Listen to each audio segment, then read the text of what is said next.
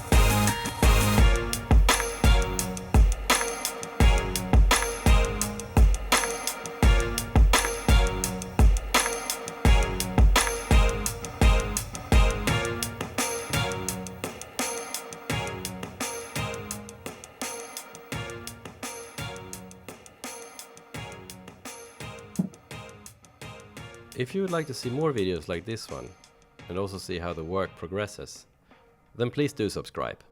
See you next time.